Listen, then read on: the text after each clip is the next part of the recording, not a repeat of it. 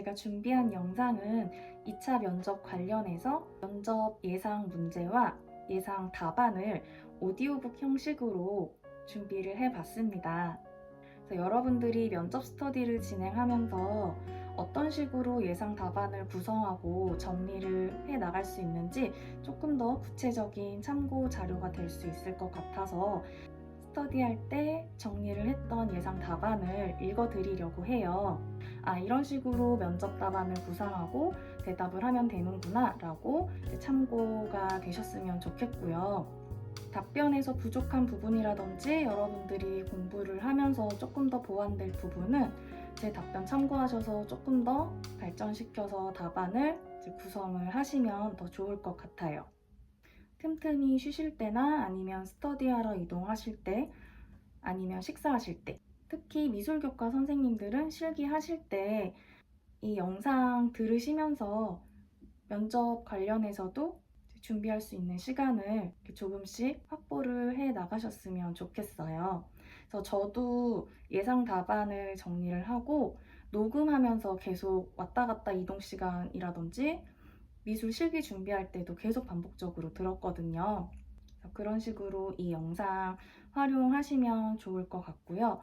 그럼 부족하지만 제가 작년에 스터디를 하면서 정리했던 답안을 공유 드리도록 하겠습니다. 원격 수업에 대한 학부모의 민원, 불만사항에 대응하여 이를 해소하기 위한 교사의 방안을 3가지 제시하시오. 답변 드리겠습니다.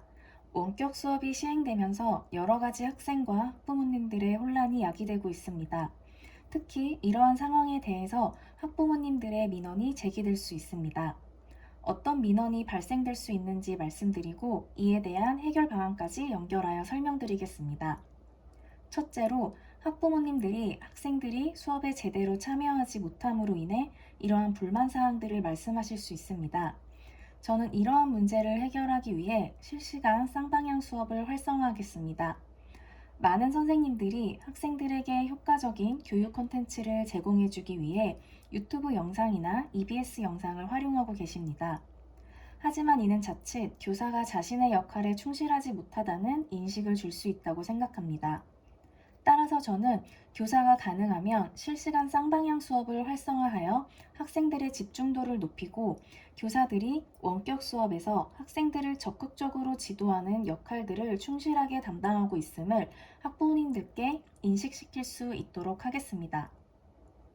둘째로 교사의 전문성과 책임성에 대한 의문을 제기하실 수 있습니다. 왜냐하면 교사의 디지털 리터러시 역량에 따라서 수업의 질적 차이가 확연하게 나기 때문에 교육 콘텐츠의 질이 떨어진다고 생각하실 수 있다고 생각합니다. 이를 해결하기 위해서는 디지털 리터러시 역량을 향상시키는 것을 목적으로 하는 교원학습 공동체를 활용하여 모든 교사가 높은 질의 교육 콘텐츠를 학생들에게 제공할 수 있도록 노력해야 한다고 생각합니다. 마지막으로 온라인 수업이 진행되면서 학부모님과 교사가 소통할 공간이 더욱더 줄어들고 있습니다. 저는 이를 해결하기 위해 학부모 SNS 소통 창구를 마련하도록 하겠습니다. 학부모님들이 학교에 관심을 가지고 여러 가지 조언을 해주시는 것은 매우 긍정적인 일이라고 생각합니다. 따라서 학부모님들이 좋은 조언이나 개선점에 대해 말씀하실 수 있는 소통 창구를 마련하여 이를 적극적으로 수업에 반영할 수 있도록 하겠습니다. 이상입니다. 원격 수업 운영 시 학생들의 참여를 높일 수 있는 방안 2가지를 제시하시오. 답변 드리겠습니다. 원격 수업을 진행하면서 학생들의 참여를 높이는 것에 대한 중요성이 더욱 강조되고 있습니다. 따라서 저는 원격 수업에서 학생들의 참여를 높일 수 있는 방안을 2가지 말씀드리겠습니다. 첫째로 실시간 쌍방향 수업을 진행하는 것입니다. 특히 학생들의 참여가 저조한 집단은 자기 주도적 학습 능력이 부족한 학생들입니다. 이러한 학생들에게 여러 가지 학습 지도와 지원이 없다면 스스로 학습을 진행하는 데 부족함을 보일 수 있습니다. 따라서 저는 학생들과 실시간 피드백이 가능하고 학생들의 반응을 즉각 확인할 수 있는 실시간 쌍방향 수업을 활성화하여 모든 학생들이 수업에 참여할 수 있도록 도움을 주도록 하겠습니다. 둘째로 교사의 전문성 제고가 필요하다고 생각합니다. 특히 저는 교사들이 학생 참여형 수업에 대한 연구들을 증진시켜야 한다고 생각합니다. 우리가 일반적으로 생각하기에는 원격 수업에서는 학생 참여형 수업이 불가능하다고 생각할 수 있지만 요즘에 패들렛이나 줌 등 여러 가지 학습 도구들을 활용하여 다양한 학생 참여형 수업이 가능하도록 진행되고 있습니다. 따라서 교사들은 자율연수나 교원학습 공동체에서 수업 나눔을 통해 이러한 학습 도구 활용의 우수 사례를 공유하고 이를 수업에 적용하여 온라인상에서도 학생들이 협동학습이나 토론학습 등을 진행할 수 있도록 학생 참여형 수업을 더욱더 활성화해야 할 것이라 생각합니다. 이상입니다. 담임교사가 된다면 어떤 점에 중점을 두고 학급 운영을 하고 싶은지 말하시오. 답변 드리겠습니다. 행복한 삶, 행복한 교육이 가능한 학급을 운영하겠습니다. 학교라는 공간은 교육받는 공간일 뿐만 아니라 학생들이 하루 일과의 대부분의 시간을 보내는 삶의 공간입니다.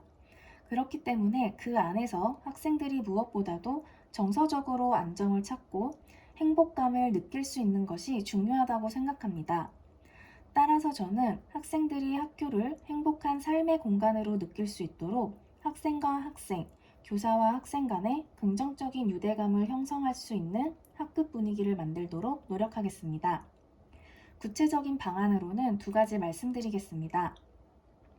첫째, 매주 칭찬데이를 실시하겠습니다. 친구들에 대해 칭찬할 거리를 관찰하고 이를 서로 공유하는 시간을 갖도록 하겠습니다. 미처 몰랐었던 친구들의 긍정적인 모습을 살펴볼 수 있는 기회를 제공하여 서로가 칭찬을 하고 또 칭찬을 받는 과정 속에서 서로를 좀 더 이해하고 긍정적인 교우 관계를 맺을 수 있도록 돕겠습니다. 저는 말에는 큰 힘이 있다고 생각합니다. 따라서 칭찬과 같은 긍정적인 대화로 유대감의 형성뿐만 아니라 긍정적인 행동의 변화로까지 이어질 수 있다고 생각합니다. 이를 통해 서로가 존중하고 배려하는 학급 분위기 또한 형성될 수 있을 것이라 기대합니다. 둘째, 월별로 학급 추억 영상을 만드는 활동을 진행하겠습니다.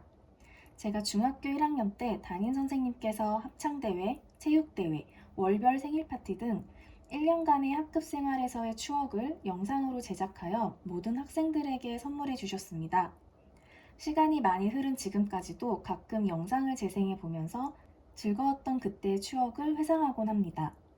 이처럼 저도 학생들에게 생생하고 살아있는 추억을 만들어주고 싶습니다. 요즘에는 핸드폰 기기로도 쉽게 영상을 촬영하고 편집할 수 있기 때문에 월별로 추억 영상을 제작하여 함께 시청하는 시간을 갖도록 하겠습니다.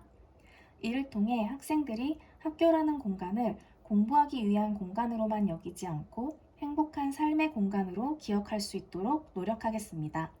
이상입니다.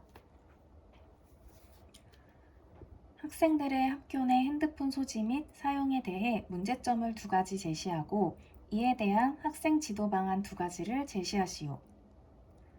답변 드리겠습니다. 학생들이 학교 내 핸드폰을 소지하고 사용하며 발생할 수 있는 문제점을 먼저 두 가지 말씀드리겠습니다.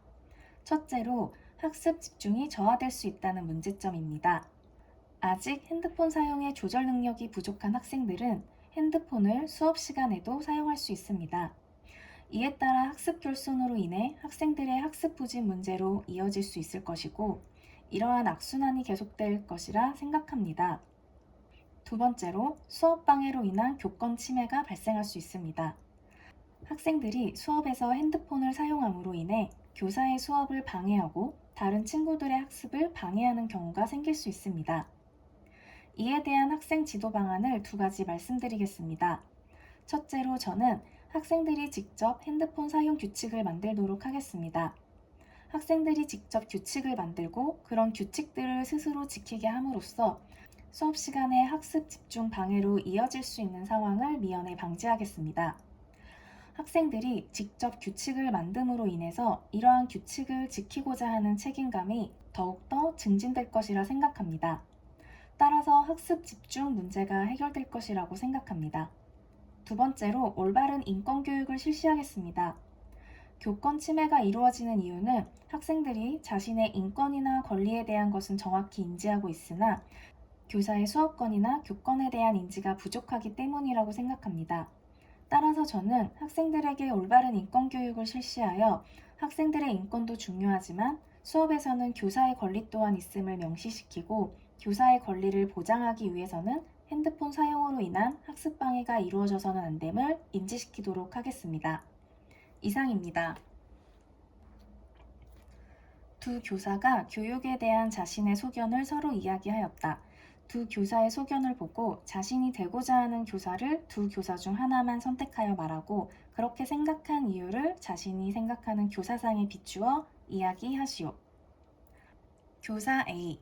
쉬는 시간에도 아이들과 대화를 하며 정서적인 교감을 나누는 평소 의사소통 과정이 중요하다고 생각합니다. 교사 B.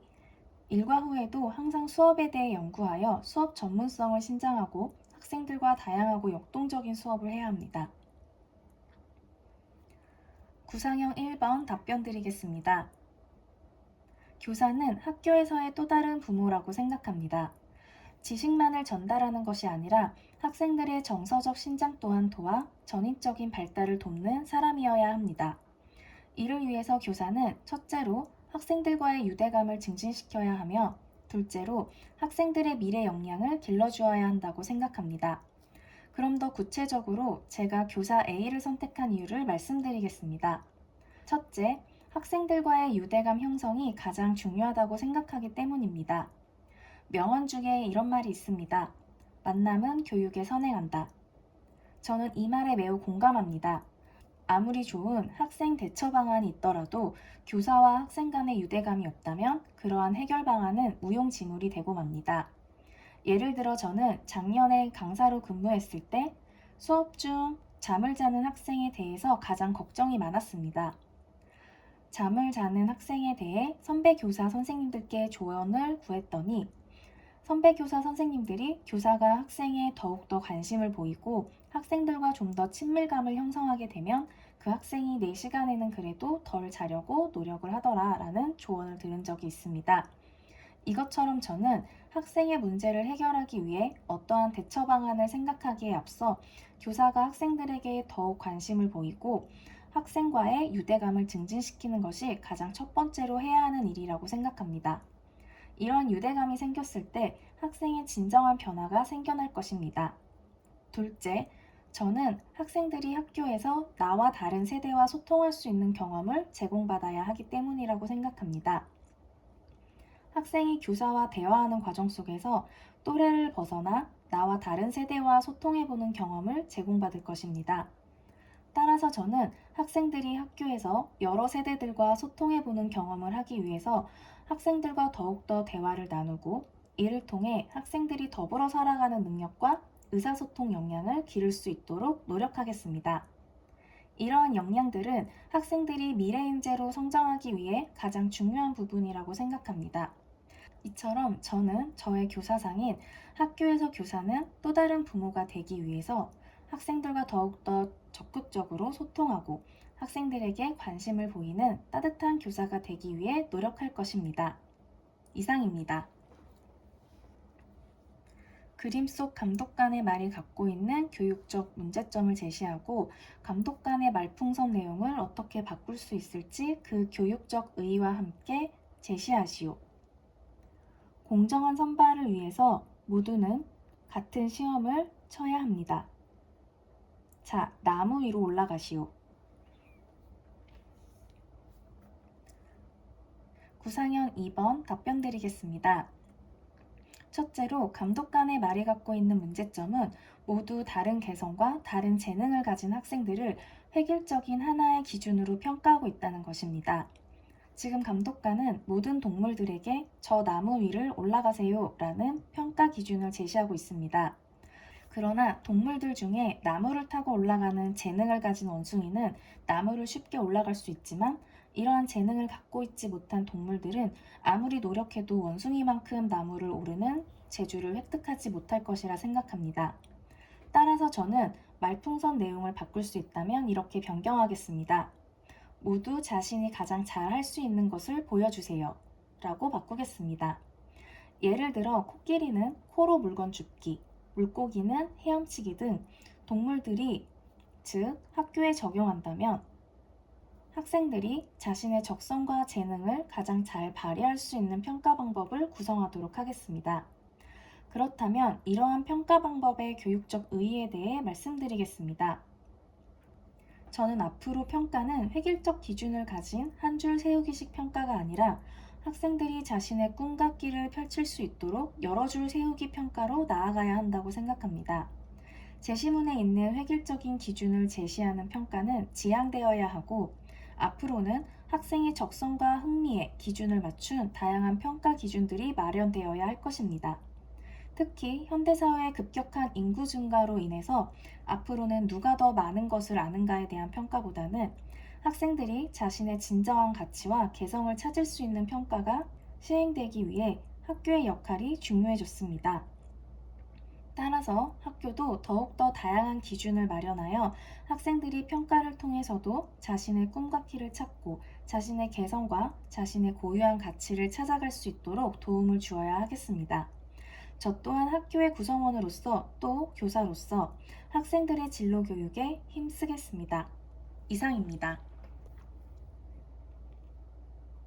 자신이 선택한 교사가 되기 위해서 필요한 자질이 무엇인지 말하고 교사가 되었을 때 이 자질을 키우기 위해 어떠한 노력을 할 수 있을지에 대해 말하시오. 잠시 구상 후 답변 드리겠습니다. 답변 드리겠습니다. 제가 선택한 A 교사와 관련하여 제가 갖추어야 할 자질과 이를 기르기 위해 노력할 수 있는 방안들을 말씀드리겠습니다. 저는 교사가 학교에서 학생들에게 또 다른 부모의 역할을 하기 위해 공감 역량이 무엇보다도 중요하다고 생각합니다. 교사가 학생과 유대감을 가지고 상담을 진행하기 위해서는 그 학생의 입장에서 생각해보고 그 학생의 어려움과 상황들을 헤아려주는 자세가 필요하다고 생각합니다. 따라서 저는 가장 중요한 역량으로 공감을 뽑겠습니다. 그렇다면 이러한 공감 역량을 증진시키기 위한 방안을 말씀드리겠습니다.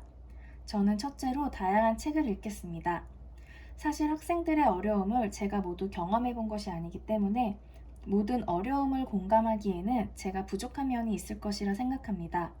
따라서 저는 상황에 있는 어려움들을 간접적으로나마 경험하기 위해 다양한 책들을 읽고 그 책에 있는 다양한 사람들을 공감해 보는 활동을 통해 공감 역량을 더더욱 증진시켜 보겠습니다. 둘째로 다양한 상황을 좀 더 익히기 위해서 유튜브 영상을 활용하도록 하겠습니다. 요즘 유튜브 영상들에서 다양한 사람들의 삶의 모습을 경험할 수 있습니다. 따라서 유튜브 영상을 지속적으로 시청하면서 요즘 학생들의 관심사는 어떤 것들이 있는지, 또 학생들이 요즘에는 어떤 삶을 살고 있는지에 대해서 조금 더 살펴볼 수 있는 교사가 될 수 있도록 노력하겠습니다. 이상입니다. 본인이 선호하지 않은 부장교사와 함께 일을 하면서 갈등이 발생하였을 때 어떻게 대처할 것인지 말하시오. 잠시 구상 후 답변 드리겠습니다. 먼저 부장교사 B 선생님은 메신저로 소통하는 것을 더 선호하십니다. 따라서 저는 첫째로 부장교사 B 선생님의 의견에 더욱더 공감하는 자세를 가지겠습니다. 일단 메신저로 소통하는 것이 단점만 있는 것은 아닙니다. 메신저로 소통하게 되면 더욱더 제가 했던 얘기들을 객관적으로 파악할 수 있고 또 시간이 지난 후에도 다시 한번 업무 관련한 내용들을 확인할 수 있다는 장점이 있습니다. 따라서 부장교사 B 선생님이 메신저로 소통하는 것에 대해 공감하고 저도 이러한 장점들을 더욱더 잘 활용할 수 있는 태도를 먼저 갖추도록 하겠습니다. 둘째로 부장교사 B 선생님이 메신저로 소통하는 것을 선호하시지만 저는 대면으로 소통하는 장점에 대해 예의 바르게 말씀드리고 메신저 소통과 대면 소통을 같이 할 수 있도록 노력하겠습니다. 부장교사 B 선생님이 메신저로 소통하는 것을 선호하시지만 또 대면 소통에 대해 장점을 정중하게 말씀드린다면 그것 또한 이해해 주실 것이라고 믿습니다. 따라서 저는 부장교사 B 선생님과 함께 근무를 하게 되더라도 메신저 소통의 장점과 대면 소통의 장점들을 융합하여 활용할 수 있는 교사가 되도록 노력하겠습니다. 저는 앞으로 코로나19로 인해서 원격 수업의 시대가 열렸기 때문에 교사들 간의 소통과 나눔의 중요성이 커졌을 것이라 생각합니다. 따라서 저는 어느 선생님과 일을 하더라도 그 선생님에 대해 공감하고 문제가 생기더라도 평화적인 해결 방법을 모색함으로써 모든 교사들이 함께 협력하여 코로나19 사태에 대처해 나갈 수 있도록 노력하겠습니다. 이상입니다. SNS 활성화로 학급에서 여러 갈등이 일어나고 학급 공동체 문화 저해, 교사는 학급 운영에 어려움을 겪고 있다. 담임교사로서 사이버 폭력 예방 방안에 대해 논하고 존중과 배려의 학급 문화 실천 방안에 대해 논하시오. 안녕하십니까. 관리번호 5번입니다. 구상형 1번 답변 드리겠습니다. 현재 디지털 시대가 도래하면서 사이버 폭력과 관련한 문제들이 새롭게 대두되고 있습니다. 이러한 사이버 폭력을 예방하기 위한 담임교사로서의 방안을 먼저 말씀드리겠습니다. 첫째, 저는 사이버 폭력 예방 교육을 실시하겠습니다. 아이들이 사이버 폭력을 하면서도 이를 장난으로 치부하는 경우들이 있습니다. 이는 자신이 하는 행동이 사이버 폭력임을 인지하지 못하는 경우라고 생각합니다. 따라서 저는 학생들과 사이버 폭력 사례들을 직접 찾아보고 피해자에게 공감해보는 시간을 가짐으로써 학생들이 사이버 폭력의 심각성에 대해 인지하고 자신의 행동을 반성해보는 기회를 제공해 주도록 하겠습니다. 둘째, 학급 학생들과 사이버 공간에서의 규칙 정하기 활동을 해보겠습니다. 학생들이 사이버상에서 지켜야 할 규칙들을 같이 만들어보는 시간을 갖는다면 사이버 폭력에 대해서 자신의 책임감을 더욱더 증진시킬 수 있을 것이라 생각합니다. 따라서 저는 규칙 정하기 활동을 통해 학생들이 더욱더 성장하여 디지털 시민으로 자라날 수 있도록 노력하겠습니다. 다음은 존중과 배려의 학급 문화를 실천하기 위한 방안을 3가지로 말씀드리겠습니다. 첫째로 저는 조회 시간을 활용하여 친구와 명언 나눔 프로그램을 운영하도록 하겠습니다. 이것은 모든 학생들이 순서를 정해서 조회 시간 중 5분에서 10분 사이의 시간 동안 존중과 배려에 대한 글과 명언을 나누도록 하는 것입니다. 모든 학생들이 서로 준비를 해와서 존중과 배려의 글귀를 나눈다면 아침 시간에 학생들이 자신의 태도를 성찰하고 또 오늘 하루를 다짐하는 계기를 제공해 줄 수 있다고 생각합니다. 따라서 저는 이러한 조회 프로그램을 운영함으로써 학교 폭력을 예방할 수 있도록 존중과 배려의 학급 문화를 실천하겠습니다. 둘째로 학급 마니또를 운영하겠습니다. 한 학급에서 25명에서 30명 정도의 학생이 집단 생활을 합니다. 이들 중 서로 한 번도 교류해보지 못한 친구가 존재한다면 전체적인 존중과 배려의 문화를 형성하기 힘들 것입니다. 따라서 저는 학급 마니또를 통해 학생들이 더욱더 다양한 학생들과 교류할 수 있는 경험을 제공하겠습니다. 마지막으로 학급 회의 때 칭찬 시간을 갖도록 하겠습니다. 서로 칭찬 시간을 가짐으로써 배려와 존중을 실천하려는 의지를 함양하고 또 선행을 나누고 칭찬하는 시간을 가진다면 서로 존중과 배려의 중요성을 더욱더 인식할 수 있을 것이라 생각합니다. 현재 미래 세대는 다양한 사람들이 공존과 상생하는 시대입니다. 따라서 학생들이 미래 인재로서 존중과 배려를 실천하고 공동체 역량을 증진시키기 위해 학교에서 이러한 경험들을 제공하도록 교사로서 노력하겠습니다. 이상입니다. 기초학력 부진에 대한 보완 방안을 교사, 가정, 학교 측면에서 한 가지씩 말하시오. 다음은 구상형 2번 답변 드리겠습니다. 저는 서울시 교육청에서 강조하고 있는 한 명의 아이도 포기하지 않는 책임 교육에 대해 깊이 공감하고 있습니다. 그렇다면 기초학력 부진 학생도 이러한 책임 교육의 대상이라고 생각합니다. 그러면 기초학력 부진 학생의 보완 방안을 교사, 가정, 학교 측면에서 말씀드리겠습니다. 먼저 교사 측면에서는 지속적 관찰과 상담이 실시되어야 합니다. 기초학력 부진 문제가 발생하면 그 학생은 앞으로의 수업 진행이 어렵게 됩니다. 따라서 기초학력 부재 문제는 무엇보다도 빠른 진단과 해결이 필요한 사안입니다. 따라서 교사는 학생들을 지속적으로 관찰하고 또한 정기적으로 상담을 실시함으로써 기초학력 부진 학생을 빠르게 진단하고 이에 대한 대처 방안을 마련해야 한다고 생각합니다. 둘째로 가정에서의 보완 방안을 말씀드리겠습니다. 가정에서는 학교와 연계한 기초학력 증진 노력이 필요하다고 생각합니다. 학교의 지도도 중요하지만 특히 감정적, 정서적 측면의 문제로 기초학력 부진 문제가 발생할 경우 가정에서의 협조가 필수적입니다. 따라서 저는 가정의 학부모님께 상담을 요청드리고 학생이 이러한 상황에 있다는 것을 객관적으로 말씀드린 후 가정에서의 연계의 중요성에 대해 말씀드리겠습니다. 이를 통해 학교와 가정에서 학생들이 통합적인 지도를 받아 기초학력 부진 문제를 빠르게 해결할 수 있도록 하겠습니다. 마지막으로 학교 측면에서는 교사 네트워크를 활성화하여 두드림 팀을 구성해야 한다고 생각합니다. 이러한 기초학력 부진 문제는 교사 혼자 해결하기보다는 상담교사, 담임교사, 교과 교사들이 협력하여 해결하는 것이 더욱더 효과적입니다. 따라서 저는 학교에서 이러한 교사 네트워크를 활성화함으로써 기초학력 부진 학생이 생겼을 경우 교사들이 협력하여 통합적인 지원을 할 수 있도록 학교 구성원 모두가 노력해야 한다고 생각합니다. 현재 인구 감소 문제가 심각한 문제로 대두되고 있습니다. 이러한 인구 감소로 인해서 더욱더 사람 한 명 한 명이 중요한 시대가 되었습니다. 따라서 저는 교사로서 한 명의 학생도 놓치지 않겠다는 책임감을 가지고 학교 교육에 이바지하며 또한 서울 교육에 이바지하도록 하겠습니다. 이상입니다. 동료 교사와 갈등 시 어떻게 문제를 해결할 것인지 말하시오. 즉답형 읽고 답변 드리겠습니다. 답변 드리겠습니다. 첫째, 갈등이 생긴 동료 교사와 적극적으로 이야기해 보려는 자세를 가지겠습니다. 동료 교사와 갈등이 생겼다면 그 갈등의 원인이 있을 것입니다. 그 갈등의 원인에 대해 먼저 이야기를 나눠보겠습니다. 이러한 갈등의 원인을 파악하여 해결하는 것이 가장 우선시 되어야 한다고 생각하기 때문에 저는 자칫 예민할 수 있는 부분이라도 정중하고 예의 바른 태도로 갈등에 대해 대화를 요청해 보도록 하겠습니다.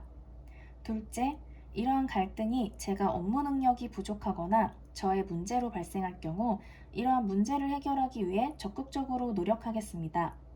예를 들어 원격 수업이 진행되면서 여러 교사가 협력하여 수업을 진행하다 보니 교사의 역량 차이로 인해 교사의 갈등이 발생하고 있음을 알고 있습니다. 따라서 이러한 역량들에 제가 부족함이 있다면 부족한 역량을 증진시켜 동료 교사와의 갈등을 빠르게 해결하기 위해 노력하겠습니다. 마지막으로 항상 대화와 존중의 자세를 가지도록 하겠습니다. 교사 문화 또한 같이 상생하고 공존해야 하는 작은 사회라고 생각합니다. 따라서 갈등을 최소화하고 함께 협력하고 존중하는 자세를 가지는 것이 더욱더 효과적인 학교 수업을 학생들에게 제공하는 방안이라고 생각하기 때문에 저는 이러한 갈등을 최소화하기 위해 항상 대화하고 존중하는 자세를 가지고 교직에 임하도록 하겠습니다. 이상입니다. 원격 수업 콘텐츠 제작 과정 중 에듀테크 역량 부족으로 제작에 비협조적인 동료 교사의 태도에 대한 대처 방안을 말하시오. 잠시 구상 후 답변 드리겠습니다. 죄송하지만 한 번 더 질문을 들어도 되겠습니까? 잠시 구상 후 답변 드리겠습니다. 답변 드리겠습니다. 만약 에듀테크 역량 부족으로 비협조적인 태도를 보이는 교사가 있다면 저는 이렇게 대처하겠습니다. 첫째로 해당 동료 교사와 대화를 나눠보겠습니다. 그 선생님이 이렇게 비협조적인 모습을 보이는 데는 자신의 역량 부족으로 인해 소극적인 모습을 보이는 거라 생각합니다. 저는 이렇게 소극적인 태도를 보이는 것이 동료 교사들에게 굉장히 어려움이 될 수 있음을 먼저 정중하게 말씀드리고 더욱더 협조적인 태도로 서로 노력하면 좋은 콘텐츠를 제작할 수 있음을 말씀드리겠습니다. 그 다음 둘째로 이 선생님께 교원학습 공동체나 지식센터 등 에듀테크 역량을 증진시킬 수 있는 방안을 안내하도록 하겠습니다. 디지털 시대가 도래하면서 디지털 역량이 더욱더 중요성을 더해가고 있습니다. 따라서 이러한 교사의 에듀테크 역량 증진을 돕기 위해 다양한 교원학습 공동체가 활성화되어 있습니다.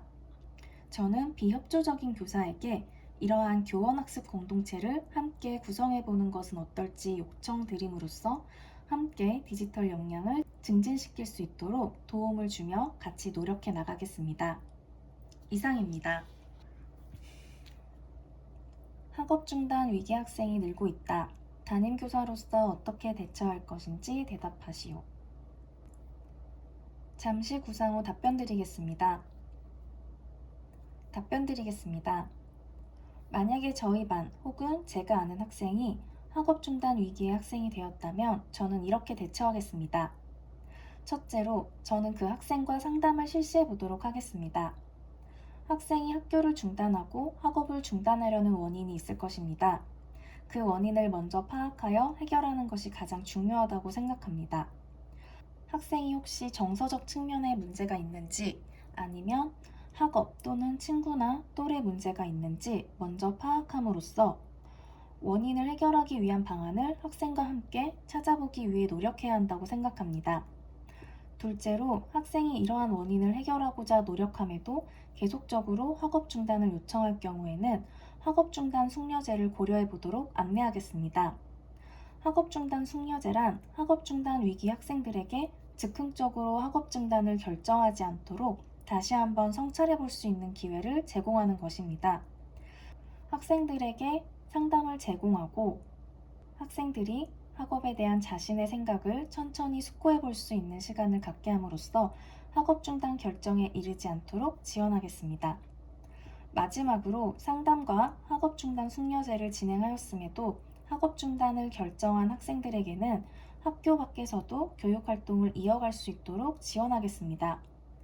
학교 밖 지원센터를 통해 학교를 다니지 않을 경우에도 검정고시 등의 지원을 받을 수 있도록 서울시 교육청에서 지원하고 있습니다. 따라서 저는 이러한 것을 학생들에게 정확히 안내함으로써 만약 학생이 학업 중단을 결정하더라도 그 학교 밖에서 계속 교육이 이루어지도록 노력하겠습니다. 또 그러한 노력들을 통해서 학생이 다시 학교로 돌아올 수 있는 기회를 열어두겠습니다. 저는 학업 중단 위기 학생이더라도 학업 중단 숙려제로 바로 가는 것보다는 학생이 학업을 중단하지 않도록 하기 위해 계속적인 노력이 필요하다고 생각합니다. 그리고 설령 학생이 학업 중단을 결정했다고 하더라도 다시 학교로 돌아올 수 있다는 희망을 가지고 계속해서 학생에게 관심을 가지고 지원하는 것이 중요하다고 생각합니다. 따라서 저는 앞서 얘기 드렸던 한 명의 아이도 포기하지 않겠다는 신념을 가지고 모든 학생들에게 똑같이 관심을 가지고 따뜻하게 배려할 수 있도록 노력하겠습니다. 이상입니다. 모둠 학습 시 무임승차 현상의 문제점과 해결 방안에 대해 말하시오. 즉답형 문제 잠시 생각하고 말씀드리겠습니다. 답변 드리겠습니다. 모둠 학습을 진행할 때 무임승차 현상의 문제점을 두 가지 말씀드리겠습니다. 첫 번째로 보응효과가 발생할 수 있다는 것입니다. 보응효과란 의도적으로 게을리 행동하는 타인을 위해 봉이 되는 것을 피하고 싶어하는 것입니다. 모둠 학습에 적극적이었던 학생들은 자신의 노력과 성과를 모둠 학습에 소극적이었던 학생들과 동일하게 나누어 갖게 됩니다. 이러한 현상이 지속될 경우 모둠 학습에 적극적이었던 학생들은 모둠 학습에 혼자 기여하고 있다는 생각을 하여 자신이 손해를 보고 있다고 느낄 수 있습니다. 그렇기 때문에 결과적으로는 이후에 모둠 학습에 적극적으로 참여하지 않는 문제가 발생할 수 있습니다. 두 번째로, 한 집단 내에 무임승차 현상이 전체 집단의 현상으로 연쇄적으로 일어날 수 있다는 것입니다. 무임승차로 인해 모둠 학습에 노력을 기울이지 않았음에도 모둠 학습에 적극적으로 임했던 학생의 결과와 동일한 결과를 받을 수 있다는 것을 학생들은 경험을 통해 학습을 하게 됩니다. 이에 따라 전체 집단에서 모둠 학습에 적극적으로 참여하고 싶지 않아 하는 상황이 연쇄적으로 일어날 수 있습니다. 이러한 문제들을 해결할 수 있는 방안을 말씀드리겠습니다. 첫 번째로 향상 점수에 근거한 집단 보상을 실시하겠습니다. 학생들에게 개인별 향상 점수에 근거해서 집단적인 보상을 제공하게 된다면 학업 성취가 높은 학생들은 모둠 학습 활동을 자신의 손해라고 생각하여 기피하는 것이 아니라 부족한 학생들의 점수를 높이기 위해 더욱 도움을 주고 협동에 임할 것입니다. 또한 학습 능력이 부족한 학생들도 자신의 노력과 성과가 집단의 성공에 기여할 수 있다는 점에 자존감을 갖게 되어 모둠 학습에 적극적으로 임할 것입니다. 따라서 집단 보상을 잘 활용한다면 무임승차 현상을 해결할 수 있을 것이라 생각합니다. 두 번째로 개인별 역할을 부여하여 모둠 활동에 대한 개인의 책무성을 강화하겠습니다. 모둠 활동에 있어서 한 학생당 하나의 역할을 부여하는 것으로 예를 들면 선생님이 이야기해 준 것을 기록하는 기록원의 역할, 다른 학생들의 활동을 격려하고 응원하는 역할, 학습 진행 상황을 점검하는 점검자의 역할 등 다양한 역할을 나누고 모둠원별로 역할을 부여함으로써 모둠 학습 시 모두가 참여할 수 있는 장치를 만드는 것입니다. 이는 각자가 정해진 자신의 역할에 책임을 갖고 모둠 학습에 참여할 수 있는 동기를 부여하게 될 뿐만 아니라 개인 모두가 모둠 학습에 기여하고 있다는 책임감을 갖게 해줄 것입니다. 따라서 개인의 책무성을 강화한다면 무임승차 문제를 해결할 수 있을 것이라 생각합니다. 이상입니다. 협동학습을 거부하고 본인의 공부만 하고 있는 학생에 대한 지도 방안에 대해 말하시오. 답변 드리겠습니다. 첫째로 먼저 학생을 이해하고 공감해 주도록 하겠습니다. 협동학습을 하게 되면 자신보다 못하는 학생 또는 참여에 적극적이지 않은 학생이 있을 텐데 그 학생들과 같이 협동을 하는 것에 대해 어려움을 겪거나 불만을 가질 수 있을 것이라 공감을 해주겠습니다. 두 번째로 협동학습을 진행하는 것은 자신에게도 도움이 될 수 있다는 점을 알려주도록 하겠습니다. 협동학습에서의 긍정적인 효과를 제 개인적인 경험에 기반하여 학생들에게 이야기해주고 다른 학생들이 모르는 것을 설명해주고 도와주는 과정 속에서 학습에 대한 철저한 이해가 가능하게 되어 자신 또한 성장할 수 있다는 것을 알려주겠습니다. 마지막으로 협동학습을 통해 의사소통 능력 및 공동체 역량 등 미래사회 역량을 키울 수 있다는 점을 설명하겠습니다. 미래사회는 굉장히 복잡해서 스스로 해결할 수 없는 문제가 많기 때문에 이러한 문제들을 해결하기 위해서는 다른 사람과의 의사소통과 협력이 중요하다는 점을 알려주겠습니다. 이를 위해 학교에서는 협동학습을 진행하는 것이고 협동학습은 단지 지식적인 성장뿐만 아니라 협동의 과정 속에서 공동체 사회를 살아가는 데 꼭 필요한 역량들을 기를 수 있다는 점을 설명해 주겠습니다. 이러한 역량들은 개인 공부만으로는 키울 수 없는 것으로 협동학습을 통해 이러한 필수적인 역량을 키울 수 있다는 점을 강조하겠습니다.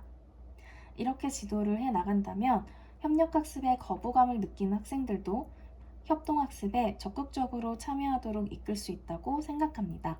이상입니다. 학교 공간 혁신 사업은 미래사회 주역인 학생이 주도적으로 참여하는 교육활동을 통해 학교 공간을 균형 잡힌 삶의 공간으로 만들기 위한 사업으로 단순한 시설 개선이 아니라 교육 공동체가 공간 구성 및 설계에 주도적으로 참여하여 교육과정 및 수업과 연계하여 추진하도록 하는 사업이다. 이러한 학교 공간 혁신이 필요한 이유와 학교 공간 혁신 사업에서 중요한 점이 무엇인지 각각 두 가지씩 말하시오. 구상형 2번 답변 드리겠습니다. 공간 혁신이 필요한 이유는 첫째, 학생들이 미래 인재로 성장하기 위해서입니다. 기존의 학교 공간은 획일적인 공간 구조를 가지고 있으며 ICT 노후화로 인해 학생들을 미래 인재로 성장시키기 위한 환경적 요인들이 부족합니다. 따라서 학생들이 미래 인재로서 창의적 사고 역량을 함양시키고 디지털 리터러시 역량을 함양할 수 있도록 이러한 공간 혁신들이 이루어져야 할 것이라고 생각합니다. 둘째, 자유학년제 고교학점제가 원활하게 실현되기 위해서입니다. 현재 서울시 교육청에서는 자유학년제를 실시하고 있으며 앞으로 고등학교에서도 고교학점제를 실시할 예정입니다. 그런데 이러한 사업들이 원활하게 진행되기 위해서는 공강 시간을 활용할 수 있는 학생들의 꿈담 학습 카페와 같은 공간들이 필요하고 다양한 수업을 할 수 있는 수업 특성에 맞는 다양한 공간들이 필요합니다. 따라서 이러한 사업들이 원활하게 실현되기 위해서는 공간 혁신이 필수적으로 요구된다고 할 수 있습니다. 다음은 학교 공간 혁신 사업에서 중요한 점을 말씀드리겠습니다. 첫째, 수요자 중심의 공간 혁신이 이루어져야 한다고 생각합니다. 여기에서 수요자란 학교 구성원 중에서도 학교를 가장 많이 사용하는 학생과 교직원들을 이야기합니다. 따라서 학생과 교직원들의 요구를 사전에 수용하여 학생과 교직원들이 더욱더 원활하고 효과적인 수업을 진행할 수 있도록 이러한 사전 요구 조서가 먼저 이루어져야 한다고 생각합니다. 둘째, 미래 교육을 실현할 수 있는 공간 혁신이 이루어져야 한다고 생각합니다. 앞서 말씀드렸다시피 현재 학교 공간들은 획일적인 공간 구조와 ICT 노후화가 진행되고 있습니다. 그러나 학교가 더욱더 미래 교육을 실현하기 위해서는 지역과 연계하고 또 다양한 디지털 매체들을 활용하여 수업할 수 있도록 그린 스마트 스쿨을 구현하는 것이 중요하다고 생각합니다. 특히 서울시 교육청에서는 미래를 담는 학교라는 주제로 학생들에게 생태전환 교육과 여러 가지 디지털 교육이 실시될 수 있도록 사업을 진행하고 있습니다. 따라서 미래 교육을 실현할 수 있는 공간 혁신이 이루어져야 효과적인 공간 혁신이 이루어졌다고 할 수 있을 것입니다. 이상입니다. 여러분 정말 2차 준비하시느라 굉장히 지치고 힘드신 시기일 텐데 또 이제 1차 결과 발표가 이제 2주 정도 남아 있는 걸로 알고 있어요. 그 전까지 조금만 더 힘을 내시고 버티셨으면 좋겠습니다. 제 면접 답안이 이제 부족할 수도 있지만 이제 참고하셔서 여러분들의 멋진 답안으로 업그레이드 시켜서 2차 시험 진행하실 때 도움이 되셨으면 좋겠습니다. 지금 눈도 펑펑 오고 날씨도 굉장히 추워졌는데요. 정말 건강관리 끝까지 잘 하시고 마지막까지 2차 준비 화이팅입니다. 다음 영상에서 만나요. 안녕.